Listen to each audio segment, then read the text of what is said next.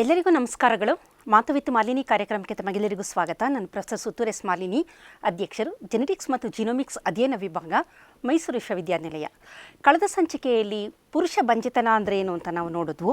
ಅದರ ವ್ಯಾಖ್ಯಾನ ಏನು, ವಿಶ್ವ ಆರೋಗ್ಯ ಸಂಸ್ಥೆಯ ಪ್ರಕಾರ ಪುರುಷ ಬಂಜೆತನವನ್ನು ಯಾವ ರೀತಿ ವ್ಯಾಖ್ಯಾನಿಸಿದ್ದಾರೆ ಅಂತ ತಿಳ್ಕೊಂಡ್ವು. ಅದೇ ರೀತಿ ಪುರುಷ ಬಂಜೆತನದ ಕಾರಣಗಳನ್ನು ಎರಡು ಭಾಗಗಳಾಗಿ ಮಾಡಿ ಅದರ ಕಾರಣಗಳು, ಏಕೆಂದರೆ ಇದೊಂದು ಬಹುವಿಧದ ಅಸ್ವಸ್ಥತೆ.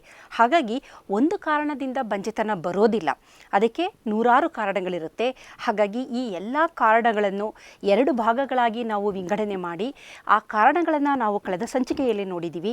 ಹಾಗಾದರೆ ಒಂದು ಸಲ ನಮಗೆ ಈಗ ಏನೋ ಒಂದು ಬಂಜೆತನದ ಕಾರಣ ಗೊತ್ತಾಯಿತು, ಅದರ ನಂತರ ವೀರ್ಯವನ್ನು ಯಾವ ರೀತಿ ಪರೀಕ್ಷೆ ಮಾಡೋದು ಅಂತ ನಾವು ನೋಡೋದಾದರೆ, ವೀರ್ಯಾಣುವಿನ ಪರೀಕ್ಷೆ ಇದೆಯಲ್ಲ, ಅದು ಬಂಜೆತನದ ಪರೀಕ್ಷೆಗಳಲ್ಲಿ ಅತ್ಯಂತ ಪ್ರಮುಖವಾದ ಸ್ಥಾನವನ್ನು ಪಡೆದಿದೆ. ಇಂದು ನಮಗೆ ಬೇಕಾದಷ್ಟು ಥರದ ಪರೀಕ್ಷೆಗಳು ಲಭ್ಯ ಇದೆ. ಅದರಲ್ಲೂ ಅತ್ಯುನ್ನತವಾದ ಮಾಲಿಕ್ಯುಲರ್ ಡಯಾಗ್ನೋಸಿಸ್ ಅಂತ ಏನಂತೀವಿ, ಅದನ್ನು ಸಹ ನಾವು ಬೇಕಾದರೆ ಮಾಡಬಹುದು. ಆದರೆ ವೀರ್ಯದಲ್ಲಿ ಅಥವಾ ಬಂಜೆತನಕ್ಕೆ ಇರುವಂತಹ ತಪಾಸಣೆಗಳಲ್ಲಿ ಅತ್ಯಂತ ಪ್ರಮುಖವಾದದ್ದು ವೀರ್ಯಾಣುವಿನ ಪರೀಕ್ಷೆ. ಅದನ್ನು ಮಾಡಲೇಬೇಕು. ಅದೊಂದು ಗೋಲ್ಡ್ ಸ್ಟ್ಯಾಂಡರ್ಡ್ ಅಂತ ನಾವು ಹೇಳ್ಬೋದು. ಕಾರಣ ಏನಂತಂದರೆ, ಬಂಜೆತನಕ್ಕೆ ನಾನಾ ಕಾರಣಗಳಿರುತ್ತೆ. ವೀರ್ಯಾಣುವಿನ ಪರೀಕ್ಷೆಯನ್ನು ನಾವು ಮಾಡಿದಾಗ ಇದರ ಕಾರಣನ ನಾವು ಒಂದು ಸ್ವಲ್ಪ ನ್ಯಾರೋ ಡೌನ್ ಮಾಡ್ಬೋದು. ತುಂಬ ವಿಸ್ತಾರವಾಗಿರೋದನ್ನು ಏನು ಅಂತೇಳಿ ಫೋಕಸ್ ಮಾಡೋದಕ್ಕೆ ಬಹಳ ಸುಲಭ ಆಗುತ್ತೆ. ಹಾಗಾಗಿ ವೀರ್ಯಾಣುಗಳ ಪರೀಕ್ಷೆ ಬಹಳ ಮುಖ್ಯ. ವೀರ್ಯದ ಪರೀಕ್ಷೆ ಮತ್ತು ವೀರ್ಯಾಣುಗಳ ಪರೀಕ್ಷೆ ಇದು ಬಹಳ ಮುಖ್ಯ ಅಂತ ಹೇಳ್ತೀವಿ. ಹಾಗಾದರೆ ಕಳೆದ ಸಂಚಿಕೆಯಲ್ಲಿ ನಾನು ಹೇಳಿದ್ದೆ, ಹಿಂದೆ 50 ವರ್ಷಗಳ ಹಿಂದೆ ಒಬ್ಬ ಆರೋಗ್ಯವಂತ ಪುರುಷನ ವೀರ್ಯಾಣುಗಳ ಸಂಖ್ಯೆ 200 ಮಿಲಿಯನ್ ಪರ್ ml ಇತ್ತು. ನಂತರ ಅದು ನಿಧಾನಗತಿಯಲ್ಲಿ ಕ್ರಮೇಣವಾಗಿ ಕಡಿಮೆ ಆಗ್ತಾ ಬಂತು. ಈಗ ವಿಶ್ವ ಆರೋಗ್ಯ ಸಂಸ್ಥೆಯ ಪ್ರಕಾರ 15 ಮಿಲಿಯನ್ ಪರ್ ml ಇದ್ದರೂ ಸಹ ಅವನು ಫಲವತ್ತತೆಯನ್ನು ಹೊಂದಿರ್ತಾನೆ, ಅವನನ್ನು ನಾವು ಆರೋಗ್ಯವಂತ ಪುರುಷ ಅಂತ ಹೇಳಬಹುದು ಅಂತ ಹೇಳುತ್ತೆ. ಹಾಗಾದರೆ ಇಲ್ಲಿ ನಾವು ಒಬ್ಬ ವ್ಯಕ್ತಿಯಿಂದ ವೀರ್ಯವನ್ನು ಪಡೆದ ನಂತರ, ಅಂದರೆ ಆತನಿಗೆ ಬಂಜೆತನದ ಕಾರಣವನ್ನು ತಿಳಿಯೋದಕ್ಕೋಸ್ಕರ ವೀರ್ಯ ಮತ್ತು ರಕ್ತದ ಪರೀಕ್ಷೆನ ಮಾಡಬೇಕಾಗುತ್ತೆ. 3 ದಿನದವರೆಗೂ ಆ ಗಂಡ ಹೆಂಡತಿಯರು ಕೂಡದೇ ಇದ್ದಂಥ ಸಂದರ್ಭದಲ್ಲಿ ನಂತರದ ದಿನದಲ್ಲಿ ವೀರ್ಯವನ್ನು ತೆಗೆದುಕೊಳ್ಳುವಂತಹ, ಅದನ್ನು ಸೆಮೆನ್ ಜಾರ್ಸ್ ಅಂತ ಕರಿತೀವಿ, ಅದರ ಮೂಲಕ ವೀರ್ಯವನ್ನು ಅವರು ಶೇಖರಣೆ ಮಾಡ್ತಾರೆ. ಶೇಖರಣೆ ಮಾಡಿ 30 ನಿಮಿಷಗಳ ಒಳಗಾಗಿ ಅವರು ಅದನ್ನು ಪ್ರಯೋಗಾಲಯಕ್ಕೆ ತಂದು ಕೊಡಬೇಕಾಗುತ್ತೆ. 30 ನಿಮಿಷ ಕಳೆದ ನಂತರ ತಂದು ಕೊಟ್ಟರೆ ಏನಾಗುತ್ತೆ, ವೀರ್ಯಾಣುಗಳು ಅದು ಸಾಯ್ತಾ ಬರ್ತಾ ಇರುತ್ತೆ. ಹಾಗಾಗಿ ನಮಗೆ ವೀರ್ಯಾಣುವಿನ ಸಂಖ್ಯೆಯಲ್ಲಿ ಹೆಚ್ಚು ಕಮ್ಮಿ ಆಗೋದ್ರಿಂದ 30 ನಿಮಿಷಗಳ ಒಳಗಾಗಿ ಅದನ್ನು ಪ್ರಯೋಗಕ್ಕೆ ತಂದು ಕೊಡಬೇಕು. ಹಾಗಾಗಿ ಅದನ್ನು ತಂದು ಕೊಟ್ಟಾಗ ಆ ವೀರ್ಯವನ್ನು ಪರೀಕ್ಷೆ ಮಾಡಿದಾಗ ನಮಗೆ ಹಲವಾರು ಕಾರಣಗಳು ನಮಗೆ ಗೊತ್ತಾಗ್ತಾ ಬರುತ್ತೆ. ಮೊದಲನೇದಾಗಿ ವೀರ್ಯದ ಪರೀಕ್ಷೆಯಲ್ಲಿ ಭೌತಿಕ ಕಾರಣಗಳು ಅಂತ ಕರಿತೀವಿ, ಅಂದರೆ ಫಿಸಿಕಲ್ ಎಕ್ಸಾಮಿನೇಷನ್ ಆಫ್ ಸೆಮನ್ ಅಂತ ಕರಿತೀವಿ. ಇದರಲ್ಲಿ ಬಹಳ ಮುಖ್ಯವಾದದ್ದು ಕೊಯಾಗುಲೇಷನ್ ಅಂತ. ಕೊಯಾಗುಲೇಷನ್ ಅಂತಂದರೆ ವೀರ್ಯ ಹೊರಗೆ ಬಂದ ನಂತರ ಅದು ಒಂಥರ ಜೆಲ್ ಆಗುತ್ತೆ, ಒಂದು ಸ್ವಲ್ಪ ಗಟ್ಟಿ ಥರ, ಲೋಳೆ ಥರ ಆಗುತ್ತೆ. ಅದನ್ನು ಕೊಯಾಗುಲೇಷನ್ ಅಂತೀವಿ. ಕೊಯಾಗುಲೇಷನ್ ಟೈಮ್ ಅಂತ ಅದಕ್ಕೆ ಕರಿತೀವಿ. ಎಷ್ಟು ಅವಧಿಯಲ್ಲಿ ಅದು ಗಟ್ಟಿಯಾಗುತ್ತೆ ಅದನ್ನು. ಇಲ್ಲಿ ಕೊಯಾಗುಲೇಷನ್ ಆಗದೇ ಇದ್ದಂಥ ಪಕ್ಷದಲ್ಲಿ ನಮಗೆ ತಿಳಿದು ಬರುವ ಪ್ರಮುಖವಾದ ಅಂಶ ಏನಂತಂದರೆ, ಅಂತಹ ವ್ಯಕ್ತಿಯಲ್ಲಿ congenital absence of vas deferens, congenital absence of seminal vesicle ಅಂತ. ಅಂದರೆ ಕಳೆದ ಸಂಚಿಕೆಯಲ್ಲಿ ನಾನು ಹೇಳಿದ್ದೆ, ಪುರುಷರಲ್ಲಿ ಅವರ ಒಂದು ಫಲವತ್ತತೆಗೆ ಸಂಬಂಧಿಸಿದಂತಹ ಜನನೇಂದ್ರಿಯಗಳನ್ನು ನಾವು ನೋಡೋದಾದರೆ, ಹೊರಗಡೆ ಟೆಸ್ಟಿಸ್ ಇದೆ, ವೃಷಣಗಳಿದೆ. ಆ ವೃಷಣದ ನಂತರ ನಾವು ಎಪಿಡೈಡಮಿಸ್ ಅಂತ ಕರಿತೀವಿ. ಬಿಡುಗಡೆಯಾಗುವ ವೀರ್ಯಾಣುಗಳು ಎಪಿಡೈಡಮಿಸ್ಗೆ ಹೋಗಿ ಅಲ್ಲಿ ಒಂದು ಪಕ್ವತೆಯನ್ನು ಹೊಂದಿ ನಂತರ ವ್ಯಾಸ್ ಡಿಫರೆನ್ಸ್ ಅಂತ ಒಂದು ಕೊಳವೆಯ ಮುಖಾಂತರ ಬಲ್ಬೋಯೂರಿಥ್ರಲ್ ಗ್ಲ್ಯಾಂಡ್ವರೆಗೂ ಬರುತ್ತೆ. ಅಲ್ಲಿ ಅದು ಪ್ರಾಸ್ಟೇಟ್ ಮತ್ತು ಸೆಮೈನಲ್ ವೆಸಿಕಲ್ ಎನ್ನುವ ಆಕ್ಸೆಸರಿ ರಿಪ್ರೊಡಕ್ಟಿವ್ ಆರ್ಗನ್ಗಳಿಂದ ಉತ್ಪಾದನೆಯಾಗುವ ದ್ರವವೆಲ್ಲ ಎಲ್ಲ ಒಟ್ಟಾಗಿ ಸೇರಿದಾಗ ಅದನ್ನು ವೀರ್ಯ ಅಂತಂತೀವಿ. ಅದರ ಒಳಗಡೆ ಈ ವೀರ್ಯಾಣುಗಳು ಇರುತ್ತೆ. ಹಾಗಾಗಿ ಯಾವ ವ್ಯಕ್ತಿಯಲ್ಲಿ ಹುಟ್ಟಿನಿಂದನೇ ಈ ವ್ಯಾಸ್ ಡಿಫರೆನ್ಸ್ ಎನ್ನುವ ಒಂದು ಕೊಳವೆ ಏನಿದೆ ಅದು ಇಲ್ಲದಿದ್ದಂಥ ಪಕ್ಷದಲ್ಲಿ ಅದು ಆಬ್ಸೆನ್ಸ್ ಆಫ್ ವ್ಯಾಸ್ ಡಿಫರೆನ್ಸ್ ಅಂತ ಕರಿತೀವಿ. ಅದನ್ನು ಕಂಜನೈಟಲ್ ಆಬ್ಸೆನ್ಸ್, ಕಂಜನೈಟಲ್ ಅಂದರೆ ಹುಟ್ಟಿನಿಂದಲೇ, ಬೈ ಬರ್ತ್, ಜನ್ಮಜಾತ ಅಂತ ಅದನ್ನು ಹೇಳಬಹುದು. ಅಲ್ಲಿ ಒಂದು ವ್ಯಾಸ್ ಡಿಫರೆನ್ಸ್ ಇರೋದಿಲ್ಲ. ಅದೇ ರೀತಿ ಸೆಮೈನಲ್ ವೆಸಿಕಲ್ ಎನ್ನುವ ಒಂದು ಆಕ್ಸೆಸರಿ ರಿಪ್ರೊಡಕ್ಟಿವ್ ಆರ್ಗನ್ ಸಹ ಇರೋದಿಲ್ಲ. ಇಂಥ ಸಂದರ್ಭದಲ್ಲಿ ನಮಗೆ ಇಲ್ಲಿ ಕೊಯಾಗುಲೇಷನ್ ಅಂತ ನಾವೇನಂತೀವಿ, ಅದು ಜೆಲ್ ಆಗೋಂಥದ್ದು, ಅದು ಆಗದೇ ಇರುವ ಸಂದರ್ಭವನ್ನು ನಾವು ನೋಡಬಹುದು. ನಂತರ ಲಿಕ್ವಿಫ್ಯಾಕ್ಷನ್ ಟೈಮ್ ಅಂತ ಕರಿತೀವಿ. ಇದು ಬಹಳ ಮುಖ್ಯ, ನೀರಾಗುವುದು ಅಂತ ಇದನ್ನು ಹೇಳಬಹುದು. ಇದು ಅತ್ಯಂತ ಪ್ರಮುಖವಾದದ್ದು. ಕಾರಣ ಈ ಒಂದು ಜೆಲ್ ಥರ ಆಗಿರುವಂಥದ್ದು ಒಂದು 30 ನಿಮಿಷಗಳ ಕಾಲ ಕಳೆದ ನಂತರ ಏನಾಗುತ್ತೆ ಅಂದರೆ ದ್ರವ ಆಗೋಕ್ಕೆ ಆರಂಭ ಆಗುತ್ತೆ, ಒಂಥರ ನೀರಾಗೋಕ್ಕೆ ಆರಂಭ ಆಗುತ್ತೆ. ಇದು ಸಾಮಾನ್ಯವಾಗಿ ಆರೋಗ್ಯವಂತ ವ್ಯಕ್ತಿಯಲ್ಲಿ ನಾವು ನೋಡಬಹುದಾದ ಸಂಗತಿ. ಆದರೆ ಬಂಜೆತನ ಹೊಂದಿರುವ ಕೆಲವು ವ್ಯಕ್ತಿಗಳಲ್ಲಿ ಈ ನೀರಾಗುವ ಪ್ರಕ್ರಿಯೆ ಇರೋದೇ ಇಲ್ಲ, ಅದು ಜೆಲ್ ಥರನೇ ಇರುತ್ತೆ, ನೀರು ಆಗೋದೇ ಇಲ್ಲ. ಅದನ್ನು ನಾವು ಲಿಕ್ವಿಫ್ಯಾಕ್ಷನ್ ಅಂತೀವಿ. ಈ ಲಿಕ್ವಿಫ್ಯಾಕ್ಷನ್ ಟೈಮ್ ಎಷ್ಟು ಟೈಮ್ ಆಗ್ತಾ ಇದೆ ಆ ನೀರಾಗುವಿಕೆಗೆ, ಅದರಲ್ಲಿ ವ್ಯತ್ಯಾಸ ಆದರೆ ಅದೇನು ಮಾಡುತ್ತೆ, ಪ್ರಾಸ್ಟೇಟ್ ಎನ್ನುವ ಒಂದು ಗ್ರಂಥಿಯಲ್ಲಿ ಏನೋ ಒಂದು ತೊಂದರೆ ಇದೆ ಅನ್ನುವುದನ್ನು ಸೂಚಕವಾಗಿದೆ ಅದು. ಹಾಗಾಗಿ ನಾವು ಭೌತಿಕ ಪರೀಕ್ಷೆಗಳಲ್ಲೇ ಬಹಳಷ್ಟು ವಿಚಾರಗಳು ನಮಗೆ ತಿಳಿತಾ ಬರುತ್ತೆ, ಅಂದರೆ ಇದ್ರ ಬಗ್ಗೆ ಹೆಚ್ಚಿನ ಮಾಹಿತಿಯನ್ನು ಹೊಂದಿದವರೇನಾರು ಆಗಿದ್ದ ಪಕ್ಷದಲ್ಲಿ. ನಂತರ ಬಹಳ ಮುಖ್ಯವಾದದ್ದು ಓಡರ್ ಅಂತ ಅಂತೀವಿ. ಓಡರ್ ಅಂದರೆ ವಾಸನೆ ಅಂತೇಳಿ. ಆರೋಗ್ಯವಂತ ವ್ಯಕ್ತಿಯ ವೀರ್ಯಕ್ಕೆ ಅದರದೇ ಆದ ಒಂದು ವಾಸನೆ ಇರುತ್ತೆ. ಸ್ವಲ್ಪ ಅದು ಒಂದು ಬೆಳ್ಳುಳ್ಳಿ ಅಥವಾ ಲವಂಗದ ವಾಸನೆ ಆ ಥರನೇ ಅದು ಒಂದು ಸ್ವಲ್ಪ ಅನಿಸುತ್ತೆ. ಆದರೆ ಅನಾರೋಗ್ಯವಂತಹ ವ್ಯಕ್ತಿ ಅಂದರೆ ಆತನಿಗೇನಾದರೂ ಸೋಂಕುಗಳಾಗಿದ್ದರೆ ಅಂಥ ಸಂದರ್ಭದಲ್ಲಿ ವೀರ್ಯ ಒಂಥರ ಕೆಟ್ಟ ವಾಸನೆಯಿಂದ ಕೂಡಿರುತ್ತೆ. ಈ ಭೌತಿಕ ಪರೀಕ್ಷೆಯಿಂದನೇ ಆ ವ್ಯಕ್ತಿಗೆ ಸೋಂಕಿದೆ ಅಂತ ನಮಗೆ ಗೊತ್ತಾಗುತ್ತೆ. ಹಾಗಾಗಿ ಇದರಲ್ಲಿ ವಾಸನೆಯೂ ಸಹ ಒಂದು ಪ್ರಮುಖವಾದ ಒಂದು ಸಂಗತಿ, ಅಂದರೆ ಅದನ್ನು ಸಹ ನಾವು ಗಮನಿಸಬೇಕಾದ ಒಂದು ಅಂಶ ಅಂತ ನಾವು ಹೇಳ್ಬೋದು. ಅದೇ ರೀತಿ ಅದರ ಒಂದು ಕಲರ್ ಅಂತ ಅನ್ಬಹುದು, ಅಂದರೆ ಬಣ್ಣ. ಈಗ ಈ ವೀರ್ಯದ ಬಣ್ಣವನ್ನು ನೋಡಿದಾಗ ನಮಗೆ ಬಹಳಷ್ಟು ಮಾಹಿತಿ ನಮಗೆ ಸಿಕ್ಕುತ್ತೆ. ಸಾಮಾನ್ಯವಾಗಿ ಆರೋಗ್ಯವಂತ ವ್ಯಕ್ತಿಯ ವೀರ್ಯವು ಒಂದು ಸ್ವಲ್ಪ ಬಿಳಿ ಅಂತ, ಅಂದರೆ ಟ್ರಾನ್ಸ್ಲ್ಯೂಸಿಯೆಂಟ್ ಅಂತ ಅಂತೀವಿ. ಅಂದರೆ ತುಂಬ ಬಿಳಿಯಲ್ಲ, ಒಂಥರ ಒಂದು ಪಾರದರ್ಶಕತೆಯನ್ನು ಹೊಂದಿರುವಂತಹ ಒಂದು ಗ್ರೇಯಿಶ್ ಅಂತ ಅನ್ಬೋದು, ಲೈಟ್ ಗ್ರೇ ಅನ್ಬೋದು, ಆ ಥರ ಒಂದು ಬಣ್ಣವನ್ನು ಹೊಂದಿರುತ್ತೆ ಆರೋಗ್ಯವಂತ ವ್ಯಕ್ತಿಯಲ್ಲಿ.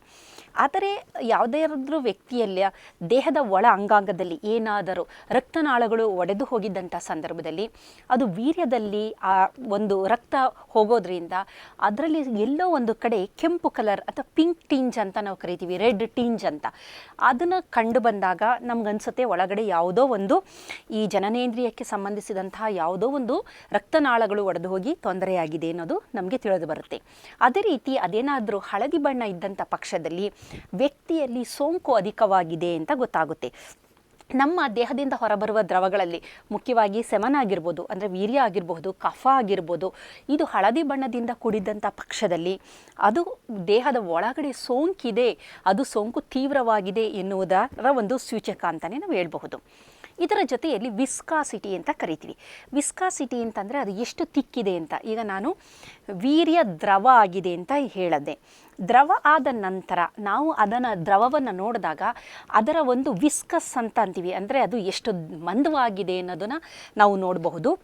ಕೆಲವೊಮ್ಮೆ ಏನಾಗುತ್ತೆ ಅಂದರೆ ಹೈಲಿ ವಿಸ್ಕಸ್, ಅತಿಯಾಗಿ ಒಂದು ತಿಕ್ಕಾಗಿರುವಂತಹ ಒಂದು, ಯಾವ ಥರ ಅಂತಂದರೆ ಒಂದು ಬೆಲ್ಲದ ಪಾಕ ಯಾವ ಥರ ಇರುತ್ತೆ ಅಷ್ಟು ದಪ್ಪನಾಗಿರುತ್ತೆ. ನಾವು ಅದನ್ನು ಒಂದು ಗಾಜಿನ ಒಂದು ಕಡ್ಡಿಯಿಂದ ಮೇಲೆ ಎತ್ತು ನೋಡಿದ್ರೆ ಆ ದ್ರವ ಯಾವ ಥರ ಅಂತಂದರೆ ಒಂಥರ ಈ ಪಾಕ ಅಂತ ನಾವೇನು ಹೇಳ್ತೀವಿ, ಬೆಲ್ಲದ ಪಾಕ ಅಥವಾ ಸಕ್ಕರೆಯ ಪಾಕ, ಆ ಥರ ಕಂಡುಬರುತ್ತೆ.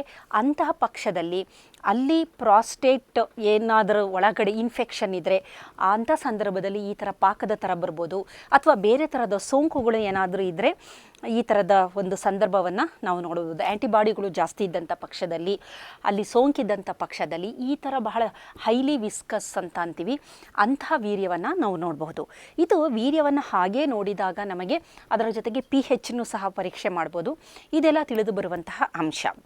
ನಂತರ ಇದನ್ನು ಮೈಕ್ರೋಸ್ಕೋಪ್ ಕೆಳಗೆ ನಾವು ಪರೀಕ್ಷೆ ಮಾಡಿದಾಗ ಬಹಳ ಮುಖ್ಯವಾಗಿ ನಮಗೆ ಕೆಲವು ಸಂದರ್ಭದಲ್ಲಿ ಆ ವ್ಯಕ್ತಿಗೆ ಏನಾದರೂ ತೊಂದರೆ ಇದ್ದರೆ ಈ ವೀರ್ಯಾಣುಗಳೇನಾಗಿರುತ್ತೆ ಅಂದರೆ ಒಂದಕ್ಕೊಂದು ಜಾಯಿನ್ ಆಗಿಬಿಟ್ಟು ಎಗ್ಲುಟಿನೇಷನ್ ಅಂತ ಕರಿತೀವಿ, ಆ ಥರ ಒಂದಕ್ಕೊಂದು ಜಾಯಿನ್ ಆಗಿರುತ್ತೆ. ಅಥವಾ ಅಲ್ಲಿ ಅಮಾರ್ಫಸ್ ಪಾರ್ಟಿಕಲ್ ಅಂತ, ಈಗ ಪಸ್ ಸೆಲ್ಸ್ಗಳು ಸಹ ತುಂಬ ಇರುತ್ತೆ. ಕೆಲವೊಮ್ಮೆ ಇನ್ಫೆಕ್ಷನ್ನು ಏನಾದ್ರು ಜಾಸ್ತಿ ಇದ್ದಂಥ ಸಂದರ್ಭದಲ್ಲಿ ಪಸ್ ಸೆಲ್ಗಳನ್ನು ನಾವು ಮೈಕ್ರೋಸ್ಕೋಪಲ್ಲಿ ಸಹ ನೋಡಬಹುದು. ಇದರ ಜೊತೆ ಅಮಾರ್ಫಸ್ ಪಾರ್ಟಿಕಲ್ ಅಂತ ಕೆಲವು ಡೆಬ್ರಿಸ್, ಕಸಗಳ ಥರ ತುಂಬ ಇರುತ್ತೆ. ಅಂಥ ಸಂದರ್ಭದಲ್ಲೂ ಅದು ಸಹ ಎಲ್ಲೋ ಸೋಂಕನ್ನು ಅದು ಸೂಚನೆ ಮಾಡುತ್ತೆ. ಇದರ ಜೊತೆಗೆ ಬಹಳ ಮುಖ್ಯವಾದದ್ದು ಕೌಂಟ್ ಅಂತಂದರೆ ಸಂಖ್ಯೆ, ವೀರ್ಯಾಣುಗಳ ಸಂಖ್ಯೆ, ವೀರ್ಯಾಣುಗಳ ಆಕಾರ, ವೀರ್ಯಾಣುಗಳ ಚಲನೆ, ಇವು ಬಹಳ ಪ್ರಮುಖವಾದ ಒಂದು ಅಂಶ ಅಂತಲೇ ಹೇಳ್ಬೋದು. ಕಳೆದ ಸಂಚಿಕೆಯಲ್ಲಿ ನಾನು ಹೇಳಿದ್ದೆ, ಯಾವ ವ್ಯಕ್ತಿಗೆ ವೀರ್ಯಾಣುವಿನ ಸಂಖ್ಯೆಯಲ್ಲಿ ಕುಂಠಿತತೆ ಇರುತ್ತೆ ಅದನ್ನು ಆಲಿಗೋಸ್ಪರ್ಮಿಕ್ ಅಂತ ಕರಿತೀವಿ. ವೀರ್ಯಾಣುಗಳ ಚಲನೆಯಲ್ಲಿ ಕುಂಠಿತತೆ ಇರುತ್ತೆ, ಅದನ್ನು ಝೂಸ್ಪರ್ಮಿಕ್ ಅಂತ ಕರಿತೀವಿ. ವೀರ್ಯಾಣುಗಳ ಆಕಾರದಲ್ಲಿ ಕುಂಠಿತತೆ ಇರುತ್ತೆ, ಅದನ್ನು ಟೆರಟೋಝೂಸ್ಪರ್ಮಿಕ್ ಅಂತ ಕರಿತೀವಿ ಅಂತ. ಹಾಗಾದರೆ ಇಲ್ಲಿ ಸಂಖ್ಯೆ ಅಂತ ನಾವು ನೋಡಿದಾಗ ನಾನು ಮೊದಲೇ ತಿಳಿಸಿದೆ, ವಿಶ್ವ ಆರೋಗ್ಯ ಸಂಸ್ಥೆಯ ಪ್ರಕಾರ 15 ಮಿಲಿಯನ್ ಪರ್ ml ಇದ್ದಂಥ ಸಂದರ್ಭದಲ್ಲಿ ಅವನನ್ನು ನಾವು ಆರೋಗ್ಯವಂತ ಅಥವಾ ಸಂಖ್ಯೆಯಲ್ಲಿ ಏನೂ ತೊಂದರೆ ಇಲ್ಲ ಅಂತ ನಾವು ಹೇಳ್ಬೋದು. ಇದು 15 ಮಿಲಿಯನ್ಗಿನ್ನ ಹೆಚ್ಚಾರೂ ಇರ್ಬೋದು, ಕೆಲವೊಮ್ಮೆ 15 ಮಿಲಿಯನ್ಗಿನ್ನ ಕಡಿಮೆ ಇರ್ಬೋದು. ಕಡಿಮೆ ಇದ್ದಂಥ ಸಂದರ್ಭವನ್ನು ಆಲಿಗೋಝೂಸ್ಪರ್ಮಿಯಾ ಅಂತ ಕರಿತೀವಿ. ಅದು ಬಾರ್ಡರ್ ಲೈನು ಅಥವಾ 13 million per ml, 14 million per ml ಈ ಥರ ಇದ್ದಂಥ ಪಕ್ಷದಲ್ಲಿ ಬಾರ್ಡರ್ ಲೈನ್ ಆಲಿಗೋಸ್ಪರ್ಮಿಯಾ ಅಂತ ಆ ಒಂದು ಕಂಡೀಷನ್ನ ನಾವು ಕರಿತೀವಿ. ಇದು ಸ್ವಲ್ಪ ಇದನ್ನು ಟ್ರೀಟ್ ಮಾಡೋದು ಬಹಳ ಸುಲಭ. ಔಷಧೋಪಚಾರಗಳು, ಅದರಲ್ಲಿ ಮುಖ್ಯವಾಗಿ ಕೆಲವೊಮ್ಮೆ ಮಾಲ್ ನ್ಯೂಟ್ರಿಷನ್ನಿಂದನೂ ಈ ವೀರ್ಯಾಣುಗಳ ಸಂಖ್ಯೆ ಕುಂಠಿತತೆ ಆಗಿರ್ಬೋದು, ಕೆಲವೊಮ್ಮೆ ಸೋಂಕುಗಳಿಂದನೂ ವೀರ್ಯಾಣುಗಳ ಸಂಖ್ಯೆ ಕುಂಠಿತತೆ ಆಗಿರಬಹುದು. ಅದಕ್ಕೆ ಕಾರಣ ಏನು ಅಂತ ನಾವು ನೋಡಿ, ಕೆಲವೊಂದು ಮಾಲ್ ನ್ಯೂಟ್ರಿಷನ್ನೇ ಅಪೌಷ್ಟಿಕತೆಯಿಂದ ಉಂಟಾದಂತಹ ವೀರ್ಯಾಣುಗಳ ಕುಂಠಿತತೆ ಆದರೆ ಅಲ್ಲಿ ಹಲವಾರು ವೈಟಮಿನ್ಗಳನ್ನು ಕೊಡೋದೇ ಆಗಲಿ, ಜಿಂಕು, ಲೈಕೋಪಿನು, ಮೆಗ್ನೀಷಿಯಮ್, ಕ್ಯಾಲ್ಶಿಯಂ ಈ ಥರದ ಟ್ರೇಸ್ ಎಲಿಮೆಂಟ್ಗಳಾಗ್ಬೋದು, ಮತ್ತು ಲವಣಾಂಶಗಳಾಗ್ಬೋದು, ವಿಟಮಿನ್ಗಳಾಗ್ಬೋದು, ಅಥವಾ ಪ್ರೋಟೀನನ್ನು ಹೆಚ್ಚು ಪ್ರಮಾಣದಲ್ಲಿ ಕೊಡೋದ್ರಿಂದ, ಮತ್ತು ಆ್ಯಂಟಿ ಆಕ್ಸಿಡೆಂಟ್ ಅಂತ ಕೆಲವೊಂದು, ಅದರಲ್ಲಿ ಮುಖ್ಯವಾಗಿ ವೈಟಮಿನ್ ಸಿ ಎಲ್ಲ ಇದೆಯಲ್ಲ, ಅದನ್ನು ಹೆಚ್ಚಿನ ಪ್ರಮಾಣದಲ್ಲಿ ದೇಹಕ್ಕೆ ಪೂರೈಸೋದ್ರಿಂದ ಈ ಬಾರ್ಡರ್ ಲೈನ್ನಲ್ಲಿರುವಂತಹ ವೀರ್ಯಾಣು ಹೆಚ್ಚಾಗಿ ಆ ವ್ಯಕ್ತಿ ಫಲವತ್ತತೆಯನ್ನು ಪಡೆಯಬಹುದು. ಹಾಗಾಗಿ ಈ ಒಂದು ಸಂಖ್ಯೆ ಏನಿದೆ ಅದು ಬಹಳ ಪ್ರಮುಖ ಅಂತ ಹೇಳ್ಬೋದು. ಇನ್ನು ಚಲನೆ ಅಂತ ನಾವು ನೋಡೋದಾದರೆ, ವೀರ್ಯಾಣುಗಳು ಅದ್ಭುತವಾದ ಚಲನೆಯನ್ನು ಹೊಂದಿರುತ್ತೆ. ಕಾರಣ ಅವುಗಳ ಕುತ್ತಿಗೆಯ ಭಾಗದಲ್ಲಿರುವ ಒಂದು ಮೈಟೊಕಾಂಡ್ರಿಯಾ ಅಂತ ಒಂದು ಸೆಲ್ ಒಳಗಡೆ ಇರುವಂಥ ಒಂದು ಸೆಲ್ ಆರ್ಗನಲ್ ಅದು ಶಕ್ತಿಯ ಕೇಂದ್ರ ಅಂತ ನಾವು ಕರಿತೀವಿ. ಅದು ಶಕ್ತಿಯನ್ನು ಬಿಡುಗಡೆ ಮಾಡುತ್ತೆ. ATP ಅಡಿನೋಸಿನ್ ಟ್ರೈಪಾಸ್ಪೇಟ್ ಅಂತ. ಈ ಅಡಿನೋಸಿನ್ ಟ್ರೈಪಾಸ್ಪೇಟ್ ಮುಖಾಂತರ ವೀರ್ಯ ಚಲನೆಯನ್ನು ಹೊಂದಿರುತ್ತೆ. ಅದು ಹೊರಗಡೆ ಬಂದ ನಂತರ ಗರ್ಭಧಾರಣೆಯ ಸಂದರ್ಭದಲ್ಲಿ ಬಹಳ ದೂರದ ಜಾಗವನ್ನು ಅದು ಕ್ರಮಿಸಬೇಕಾಗಿರೋದ್ರಿಂದ ಅದಕ್ಕೆ ಅತ್ಯಂತ ಪೂರಕವಾಗಿ ಶಕ್ತಿಯ ಪೂರೈಕೆ ಮತ್ತು ಅವಶ್ಯಕತೆ ಇರೋದರಿಂದ ಅದು ಬಹಳ ಮುಖ್ಯ. ಹಾಗಾಗಿ ಚಲನೆ ಸಹ ಇಲ್ಲಿ ಪ್ರಮುಖವಾದ ಪಾತ್ರವನ್ನು ವಹಿಸುತ್ತೆ. ಈ ಚಲನೆ ಅಂತ ನಾವು ಅದರಲ್ಲಿ ಬಹಳ ಬೇರೆ ಬೇರೆ ರೀತಿಯ ಚಲನೆಗಳನ್ನ ನಾವು ನೋಡಬಹುದು. ರ್ಯಾಪಿಡ್ ಮೂಮೆಂಟ್ ಅಂತ ನೋಡಿರ್ತೀವಿ, sluggish, rapid linear movement. Rapid linear ಅಂದರೆ ಬಹಳ ವೇಗವಾಗಿ ಮುಂದುಗಡೆ ಹೋಗ್ತಾ ಇರುತ್ತೆ. ಸ್ಲಗ್ಗಿಶ್ ಲೀನಿಯರ್ ಅಥವಾ ನಿಧಾನಗತಿಯಲ್ಲಿ ಹೋಗ್ತಿರೋದು. ಮೂರನೆಯ ಕೆಟಗರಿ ಸ್ಲಗ್ಗಿಶ್ ನಾನ್ ಲೀನಿಯರ್, ಮುಂದೆ ಹೋಗ್ತಾ ಇರಲ್ಲ, ಅಲ್ಲೇ ನಿಧಾನಕ್ಕೆ ಅಲ್ಲೇ ಸುತ್ತಾ ಇರುತ್ತೆ. ಕೊನೆಯದು ನಾನ್ ಮೊಟೈಲ್ ಅಂತಂದರೆ ಅದಕ್ಕೆ ಚಲನೆಯೇ ಇಲ್ಲದೆ ಇರೋಂಥದ್ದು. ಈ ರೀತಿ 4 ವಿಧಗಳನ್ನು ನಾವು ನೋಡ್ಬೋದು. ಇವುಗಳ ಆಧಾರದ ಮೇಲೆ ಎಷ್ಟು ಪ್ರಮಾಣದಲ್ಲಿ ಎಷ್ಟು ಪರ್ಸೆಂಟೇಜ್ ಈ ವೀರ್ಯಾಣುಗಳು ಬೇರೆ ಬೇರೆ ರೀತಿಯ ಚಲನೆಯನ್ನು ಹೊಂದಿದೆ ಅನ್ನುವುದರ ಮುಖಾಂತರ ನಾವು ಅದರ ಚಲನಾ ಶಕ್ತಿಯನ್ನು ಅಳತೆ ಮಾಡಬಹುದಾಗಿದೆ. ಅದನ್ನು ಚಲನೆ ಇಲ್ಲದನ್ನು, ಚಲನೆಯಲ್ಲಿ ತೊಂದರೆ ಇರೋದನ್ನು ನಾವು ಆಸ್ಥೆನೋಝೂಸ್ಪರ್ಮಿಕ್ ಕಂಡೀಷನ್ ಅಂತ ಕರಿತೀವಿ. ಇಂತಹ ಸಂದರ್ಭದಲ್ಲಿ ಚಲನೆ ಇಲ್ಲದಾಗ ನಾವು ಕೃತಕ ಗರ್ಭಧಾರಣೆಯ ಮೊರೆ ಹೋಗಬೇಕಾಗುತ್ತೆ. ಅದರಲ್ಲಿ IVF, ICSI ಈ ಥರ ಬೇರೆ ಬೇರೆ ಥರದ ಗಿಫ್ಟ್ ಅಂತ ಬೇರೆ ಬೇರೆ ಥರದ ಕೃತಕ ಗರ್ಭಧಾರಣೆಗೆ ಸಂಬಂಧಿಸಿದಂತಹ ಕೆಲವು ತಂತ್ರಜ್ಞಾನಗಳ ಮುಖಾಂತರ ಕೃತಕ ಗರ್ಭಧಾರಣೆಯನ್ನು ಮಾಡಿಕೊಳ್ಬಹುದು. ನಂತರ ಇದರ ಜೊತೆಯಲ್ಲಿ ಅದರ ಆಕಾರ ಅಂತ ನಾನು ಹೇಳಿದೆ, ಅದರಲ್ಲಿ ಸರಿಯಾದ ಆಕಾರ ಇರಬೇಕು. ತಲೆ, ಕುತ್ತಿಗೆ, ಬಾಲ ಇರಬೇಕು. ಕೆಲವೊಮ್ಮೆ ತಲೆಯಲ್ಲಿ ಅದು ಬೇರೆ ಥರ ಕಾಣುತ್ತೆ, 2 ತಲೆಗಳಿರುತ್ತೆ. ತಲೆಯ ಆಕಾರದಲ್ಲಿ ವ್ಯತ್ಯಾಸ ಇರುತ್ತೆ, ಅಥವಾ ಬಾಲದಲ್ಲಿ 2 ಬಾಲ ಇರ್ಬೋದು, ಬಾಲ ಸರಿಯಾಗಿ ಇಲ್ಲದೆ ಇರಬಹುದು. ಇದರಿಂದ ಅದರ ಆಕಾರದ ವ್ಯತ್ಯಾಸದಿಂದ ಏನಾಗುತ್ತೆ ಅಂದರೆ ಅದು ತನ್ನ ಚಲನೆಯನ್ನು ಕಳೆದುಕೊಳ್ಳುತ್ತೆ ಮತ್ತು ಅದು ಫಲವತ್ತತೆಯ ಒಂದು ಶಕ್ತಿಯನ್ನು ಸಹ ಕಳೆದುಕೊಂಡಿರುತ್ತೆ. ಹಾಗಾಗಿ ಮೈಕ್ರೋಸ್ಕೋಪಿಕ್ ಅಬ್ಸರ್ವೇಷನ್, ಸೂಕ್ಷ್ಮ ದರ್ಶಕದ ಮುಖಾಂತರ ನಾವು ನೋಡಿದಾಗ ಇಷ್ಟೆಲ್ಲ ಮಾಹಿತಿ ನಮಗೆ ದೊರಕುತ್ತೆ.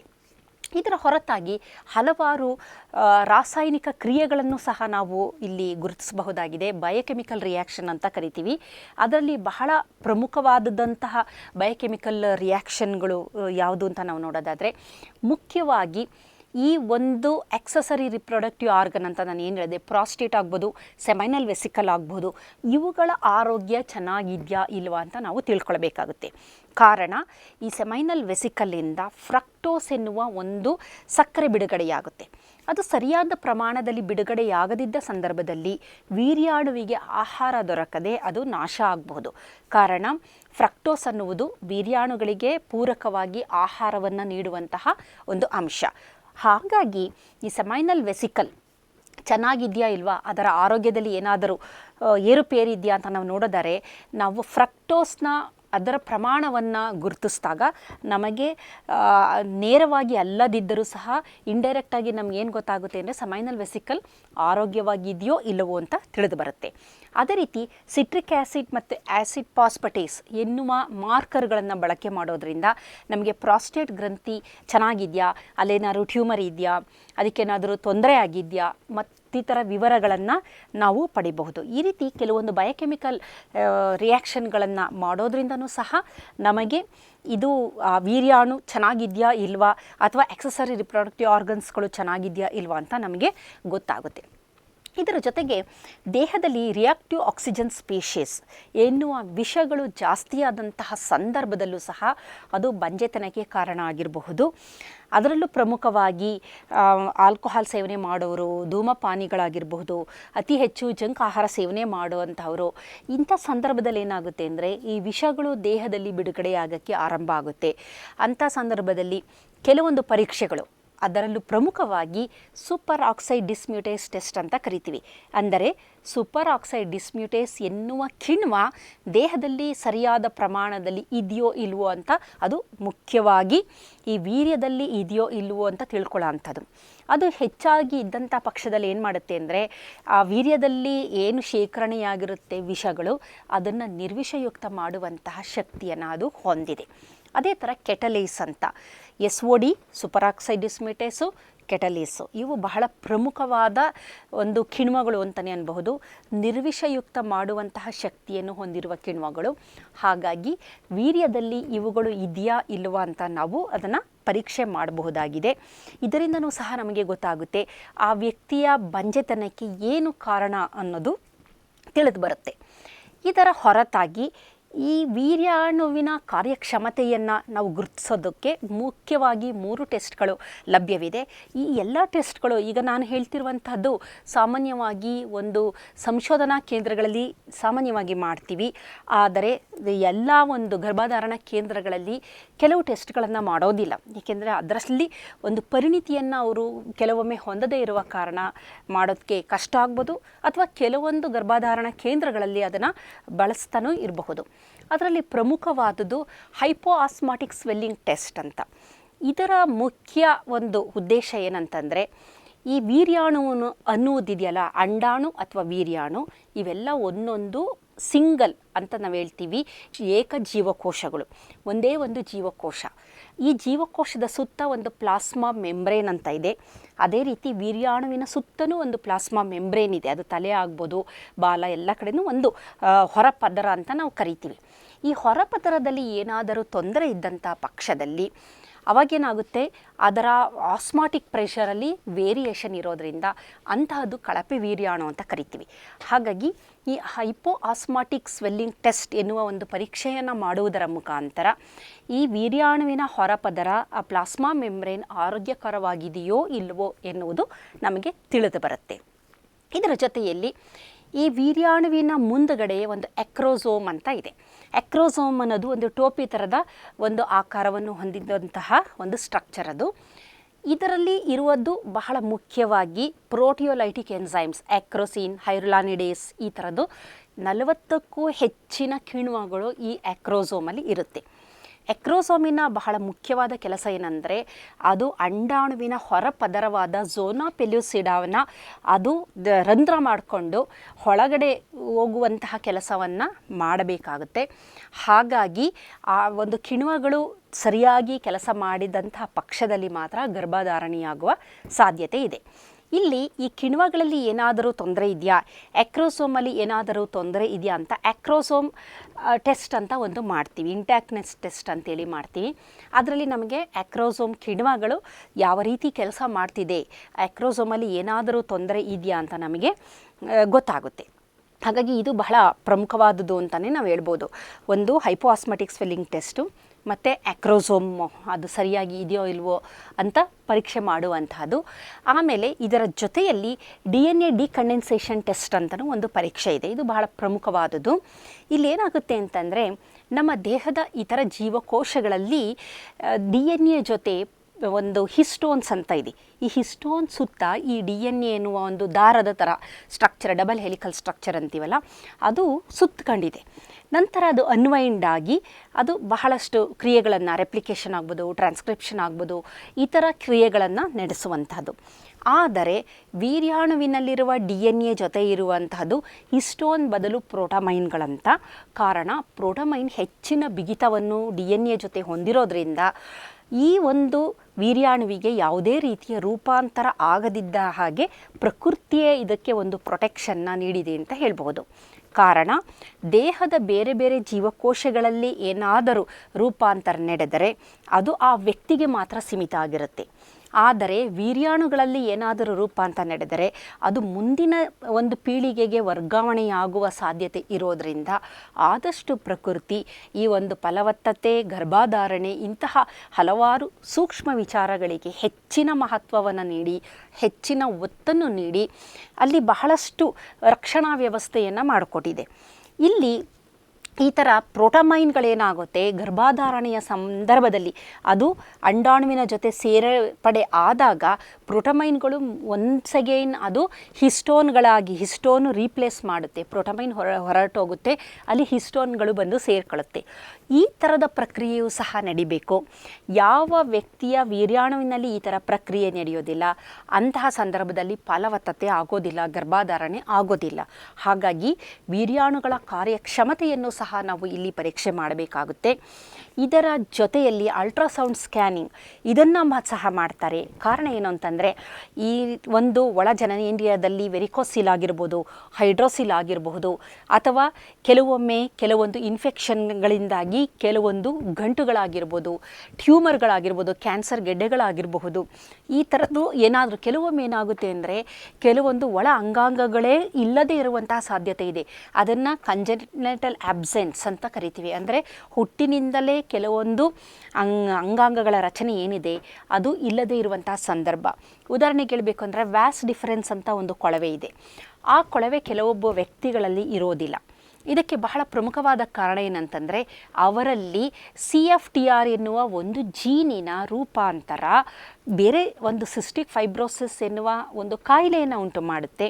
ಅದರ ಜೊತೆಯಲ್ಲಿ ಈ ವ್ಯಾಸ್ ಡಿಫರೆನ್ಸ್ ಅಂತ ಏನು ನಳಿಕೆ ಇದೆ ಅದು ಸಹ ಬೆಳವಣಿಗೆ ಹೊಂದದೇ ಇರುವ ಥರ ಮಾಡುವ ಸಾಧ್ಯತೆ ಇದೆ. ಹಾಗಾಗಿ ಆ ಒಂದು ಅಲ್ಟ್ರಾಸೋನೋಗ್ರಫಿಯಿಂದ ನಮಗೆ ಈ ಟೆಸ್ಟಿಸ್ ಆಗಿರ್ಬೋದು, ಸೆಮಿನಲ್ ವೆಸಿಕಲ್ ಆಗಿರ್ಬೋದು, ಎಪಿಡೈಡಮಿಸ್ ಆಗಿರ್ಬೋದು, ಪ್ರಾಸ್ಟೇಟ್ ಆಗಿರ್ಬೋದು, ಇವುಗಳ ಸಂಪೂರ್ಣ ಆರೋಗ್ಯದ ಮಾಹಿತಿ ನಮಗೆ ದೊರಕುತ್ತೆ. ಇದರ ಜೊತೆಯಲ್ಲಿ ನಾವು ವರ್ಣತಂತುಗಳ ಪರೀಕ್ಷೆಯನ್ನು ಸಹ ಕಡ್ಡಾಯವಾಗಿ ಮಾಡಬೇಕಾಗುತ್ತೆ. ಕಾರಣ, ಪುರುಷರಲ್ಲಿ XY ವರ್ಣತಂತುಗಳಿರುತ್ತೆ, ಮಹಿಳೆಯರಲ್ಲಿ XX ವರ್ಣತಂತುಗಳಿರುತ್ತೆ. ಈ ವರ್ಣತಂತುಗಳ ವ್ಯತ್ಯಾಸವೂ ಸಹ ಬಂಜೆತನವನ್ನು ಉಂಟು ಮಾಡುವ ಸಾಧ್ಯತೆ ಇರೋದರಿಂದ ವರ್ಣತಂತುಗಳ ಪರೀಕ್ಷೆಯನ್ನು ಮಾಡಬೇಕಾಗುತ್ತೆ. ನಂತರ ಮುಂದುವರೆದು ವೈವರ್ಣತಂತುವಿನಲ್ಲಿ ಏನಾದರೂ ತೊಂದರೆ ಇದೆಯಾ ಅಂತ ನಾವು ನೋಡಬೇಕಾಗುತ್ತೆ. ಅದಕ್ಕೆ ನಾವು ಕರೆಯುವ ಒಂದು ಬಹಳ ಪ್ರಮುಖವಾದ ಪರೀಕ್ಷೆ ಅಂದರೆ ಮೈಕ್ರೋಡಿಲೀಷನ್ ಟೆಸ್ಟ್ ಅಂತ. ಅಂದರೆ ವೈವರ್ಣತಂತುವಿನಲ್ಲಿ ಹಲವಾರು ಜೀನ್ಗಳಿದೆ. ರ್ಯಾಮ್ ಅನ್ನೋದು, USP9Y ಅನ್ನೋದು, ಡ್ಯಾಜ್ಲಾ, ಬೇಕಾದಷ್ಟು ಈ ಥರದ್ದು ಹಲವಾರುಗಳು, ನಾನು ಒಂದು ಉದಾಹರಣೆಗಳನ್ನ ಮಾತ್ರ ಹೇಳಿದೆ. ಈ ಥರದ ಜೀನ್ಗಳಲ್ಲಿ ಏನಾದರೂ ರೂಪಾಂತರ ಆಗಿದ್ದಂಥ ಪಕ್ಷದಲ್ಲಿ ಅದು ವೀರ್ಯಾಣುಗಳ ಬಿಡುಗಡೆ ಮಾಡೋದೇ ಇಲ್ಲ. ಅಂತಹ ಸಂದರ್ಭದಲ್ಲಿ ನಾವೇನು ಮಾಡಬೇಕು ಅಂದರೆ ಮೈಕ್ರೋಡಿಲೀಷನ್ ಟೆಸ್ಟ್ಗಳನ್ನು ಸಹ ಮಾಡಬೇಕಾಗುತ್ತೆ. ಇದು ಅತ್ಯಂತ ಅವಶ್ಯಕತೆ ಉಳ್ಳಂತಹ ಪರೀಕ್ಷೆ. ಕಾರಣ, ಈ ಪುರುಷನಿಗೆ ಏನಾದರೂ ಮೈಕ್ರೋಡಿಲೀಷನ್ ಆಗಿ ಅದರಿಂದ ಬಂಜೆತನ ಬಂದಿದ್ದರೆ ಆಕಸ್ಮಿಕವಾಗಿ ಅವರು ಕೃತಕ ಗರ್ಭಧಾರಣೆಯ ಮುಖಾಂತರ ಮಗುವನ್ನು ಪಡೆದಿದ್ದಂತಹ ಪಕ್ಷದಲ್ಲಿ ಇದೇ ವ್ಯಕ್ತಿಯ ವೀರ್ಯಾಣುಗಳನ್ನು ಬಳಸಿಕೊಂಡು ಕೃತಕ ಗರ್ಭಧಾರಣೆಯಿಂದ ಮಗುವನ್ನು ಪಡೆದಿದ್ದಾರೆ. ಆ ಮಗು ಗಂಡು ಮಗುವಾಗಿದೆ ಅಂದ ಪಕ್ಷದಲ್ಲಿ ಆ ಗಂಡು ಮಗುವಿಗೂ ಸಹ ಈ ರೂಪಾಂತರಗಳು ವರ್ಗಾವಣೆಯಾಗಿರುತ್ತೆ. ಮುಂದಿನ ದಿನದಲ್ಲಿ ಆ ಗಂಡು ಮಗು ಸಹ ಬಂಜೆತನವನ್ನು ಅನುಭವಿಸುತ್ತೆ. ಹಾಗಾಗಿ ಈ ಕೃತಕ ಗರ್ಭಧಾರಣೆಗೆ ಪುರುಷನ ವೀರ್ಯವನ್ನು ತೆಗೆದುಕೊಳ್ಳುವ ಮೊದಲು ಅದರಲ್ಲಿ ಮೈಕ್ರೋ ಡಿಲಿಷನ್ ಇದೆಯಾ ಆ ವೀರ್ಯಾಣುಗಳಲ್ಲಿ ಅನ್ನೋದನ್ನು ಪರೀಕ್ಷೆ ಮಾಡಬೇಕು. ಇದು ಒಂದು ಕಡ್ಡಾಯವಾಗಿ ಮಾಡಲೇಬೇಕಾದಂತಹ ಪರೀಕ್ಷೆ. ಇದನ್ನು ಬಹಳಷ್ಟು ಗರ್ಭಧಾರಣ ಕೇಂದ್ರಗಳಲ್ಲಿ ಮಾಡೋದಿಲ್ಲ. ಆದರೆ ಜನಗಳು ಕೇಳಬೇಕು ಈ ಪರೀಕ್ಷೆಯನ್ನು ಮಾಡಿ. ಏಕೆ ಅಂತಂದರೆ ಮೈಕ್ರೋ ಡಿಲಿಷನ್ ಇದ್ದರೆ ಮುಂದಿನ ದಿನದಲ್ಲಿ ಗಂಡು ಮಗು ಹುಟ್ಟಬೋದು, ತುಂಬ ಮುದ್ದಾಗಿ ಆರೋಗ್ಯಕರವಾಗಿರ್ಬೋದು. ಆದರೆ ಆ ಮಗು ಮುಂದೆ ಬೆಳೆದು ಒಂದು ವಯಸ್ಸಿಗೆ ಬಂದಾಗ ಅದಕ್ಕೆ ಬಂಜೆತನ ವರ್ಗಾವಣೆಯಾಗಿರುವ ಸಾಧ್ಯತೆ ಇರೋದರಿಂದ ಅದನ್ನು ಬಹಳ ಮುಖ್ಯವಾಗಿ ನಾವು ನೋಡಬೇಕಾಗುತ್ತೆ. ಇದರ ಜೊತೆಯಲ್ಲಿ ಹಾರ್ಮೋನುಗಳ ಪರೀಕ್ಷೆಯು ಬಹಳ ಮುಖ್ಯ. ಅದರಲ್ಲೂ ಪುರುಷರಲ್ಲಿ ಟೆಸ್ಟೋಸ್ಟಿರಾನ್ ಹಾರ್ಮೋನಿನ ಪ್ರಮಾಣ ಎಷ್ಟಿದೆ, ಫಾಲಿಕ್ಯುಲರ್ ಸ್ಟಿಮ್ಯುಲೇಟಿಂಗ್ ಹಾರ್ಮೋನಿನ ಪ್ರಮಾಣ ಎಷ್ಟಿದೆ, ಲ್ಯೂಟಿನೈಸಿಂಗ್ ಹಾರ್ಮೋನಿನ ಪ್ರಮಾಣ ಎಷ್ಟಿದೆ ಅಂತ ನೋಡಬೇಕಾಗುತ್ತೆ. ಇವುಗಳ ವ್ಯತ್ಯಾಸದಿಂದ ಹೈಪೋಗೊನಾಡೋಟ್ರೋಪಿಕ್ ಹೈಪೋಗೊನಾಡಿಸಮ್, ಹೈಪರ್ ಗೊನಾಡೋಟ್ರೋಪಿಕ್ ಹೈಪೋಗೊನಾಡಿಸಮ್, ಸೆರ್ಟೋಲಿ ಓನ್ಲಿ ಸಿಂಡ್ರೋಮ್ ಮತ್ತು ಅಡ್ರಿನಲಿನ್ ಇನ್ಸಫಿಷಿಯನ್ಸಿ ಈ ಥರದ್ದು ಬೇಕಾದಷ್ಟು ತೊಂದರೆಗಳನ್ನು ನಾವು ನೋಡಬಹುದು. ಹಾಗಾಗಿ ಹಾರ್ಮೋನುಗಳ ಪರೀಕ್ಷೆಯು ಸಹ ಬಹಳ ಮುಖ್ಯವಾದದ್ದು. ಹಾಗಾಗಿ ಈ ವೀರ್ಯಾಣುಗಳ ಪರೀಕ್ಷೆ ಅಂದ ತಕ್ಷಣ ನಾವು ಬರೀ ಒಂದು ಪ್ರಯೋಗಾಲಯದಲ್ಲಿ ಒಂದು ಸರಳ ಪರೀಕ್ಷೆಯಿಂದ ಈ ಒಂದು ಬಂಜೆತನದ ಕಾರಣವನ್ನು ಹಿಡಿಯಬಹುದು ಅಂತ ತಿಳ್ಕೊಂಡ್ರೆ ತಪ್ಪಾಗುತ್ತೆ. ಕಾರಣ ಇದೊಂದು ಬಹುವಿಧದ ಅಸ್ವಸ್ಥತೆ. ಇದರಲ್ಲಿ ನಾನಾ ರೀತಿಯ ಕಾರಣಗಳು ಒಟ್ಟಾಗಿ ಸೇರಿಕೊಂಡಿರೋದ್ರಿಂದ ಮತ್ತು ಈ ಕಾರಣಗಳು ಒಬ್ಬ ವ್ಯಕ್ತಿಯಿಂದ ಮತ್ತೊಬ್ಬ ವ್ಯಕ್ತಿಗೆ ಭಿನ್ನವಾಗಿರುತ್ತೆ. ಹಾಗಾಗಿ ನಾವೇನು ಮಾಡಬೇಕು ಅಂತಂದರೆ ಈ ಎಲ್ಲ ಪರೀಕ್ಷೆಗಳನ್ನು ನಾವು ಬಂಜೆತನದಿಂದ ಬಳಲುತ್ತಿರುವ ಪುರುಷನಿಗೆ ನಾವು ಮಾಡಿದಾಗ ಬಂಜೆತನದ ನಿಜವಾದ ಕಾರಣ ಅದು ಹಾರ್ಮೋನ್ ವೇರಿಯೇಷನಿಂದ ಆಯಿತಾ, ವರ್ಣತಂತುಗಳ ವ್ಯತ್ಯಾಸದಿಂದ ಆಯಿತಾ, ಮೈಕ್ರೋ ಡಿಲಿಷನಿಂದ ಆಯಿತಾ, ಅಥವಾ ಅವರಲ್ಲಿ ಸೋಂಕಿನಿಂದ ಏನಾದರೂ ತೊಂದರೆಗಳು ಸಂಭವಿಸಿದೆಯಾ, ಅಥವಾ ಅವರಲ್ಲಿ ವಿಷಯುಕ್ತ ಪದಾರ್ಥಗಳ ಸಂಖ್ಯೆ ದೇಹದಲ್ಲಿ ಜಾಸ್ತಿ ಆಗಿದೆಯಾ, ಅಥವಾ ಹೈಡ್ರೋಸಿಲ್ ಆಗಿದೆಯಾ, ವೆರಿಕೋಸಿಲ್ ಆಗಿದೆಯಾ, ಏನು ಅಂತ ಕಾರಣ ನಮಗೆ ಸರಿಯಾದ ಒಂದು ಮಾಹಿತಿ ನಮಗೆ ದೊರೋದ್ರಿಂದ ಬಂಜೆತನಕ್ಕೆ ಸರಿಯಾದ ಔಷಧೋಪಚಾರಕ್ಕೆ ನಮಗೆ ಕಾರಣಗಳು ಗೊತ್ತಾಗಬೇಕು. ಕಾರಣಗಳು ತಿಳಿದ ನಂತರ ಅದಕ್ಕೆ ಪೂರಕವಾಗಿ ಯಾವ ರೀತಿಯ ಔಷಧೋಪಚಾರ ಆಗ್ಬೋದು, ಶಸ್ತ್ರಚಿಕಿತ್ಸೆ ಆಗ್ಬೋದು, ಏನು ಬೇಕು ಅದನ್ನು ನಾವು ಮುಂದಿನ ದಿನಗಳಲ್ಲಿ ಮಾಡಬಹುದು. ಬಂಜೆತನ ಅನ್ನುವುದೊಂದು ಬಹುವಿಧದ ಅಸ್ವಸ್ಥತೆ.